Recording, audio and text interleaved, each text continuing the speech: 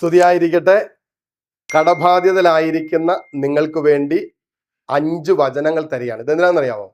നിങ്ങളിത് ഏറ്റു പറഞ്ഞ് ഈ വചനത്തിൻ്റെ അത്ഭുതകരമായ ശക്തി നിങ്ങളുടെ കുടുംബങ്ങളിൽ സ്വീകരിക്കാനാണ്. ഈ വചനഭാഗങ്ങൾ ഏറ്റുപറഞ്ഞ് വിടുതൽ പ്രാപിക്കാൻ അതിനു മുമ്പ് നിങ്ങൾ ചെയ്യേണ്ട ഒരു കാര്യം എന്താണെന്ന് വെച്ചാൽ, പാപം ചെയ്തിട്ടുണ്ട് എങ്കിൽ നല്ലൊരു കുമ്പസാരം നടത്തി നിങ്ങൾ വചനം ബൈഹാർട്ട് ചെയ്യുക. അക്രൈസ്തവരായിട്ടുള്ളവർ വിശ്വാസത്തിൽ കർത്താവിനെ ഏകരക്ഷകനും നാഥനുമായി സ്വീകരിച്ച് ഹൃദയം കൊണ്ട് അനുദപിച്ച് നിങ്ങൾ ഈ വചനങ്ങൾ ഏറ്റുപറഞ്ഞ് പ്രാർത്ഥിച്ചോ, ഈ വചനത്തിന്റെ അത്ഭുതകരമായ വാഗ്ദത്തങ്ങൾ നിങ്ങൾ പൂർത്തിയാകും.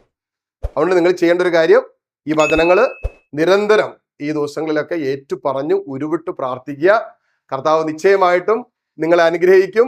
തുടർന്ന് വരുന്ന ഈ 5 വചനങ്ങൾ എവിടെയെങ്കിലും എഴുതി വെച്ച് ബൈഹാർട്ട് ചെയ്ത് നിങ്ങൾ പ്രാർത്ഥിക്കുക, പഠിക്കുക. കർത്താവിന്റെ നാമത്തിൽ ഈ വാഗ്ദാനങ്ങൾ ഏറ്റെടുത്ത് അനുഗ്രഹം പ്രാപിക്കുക.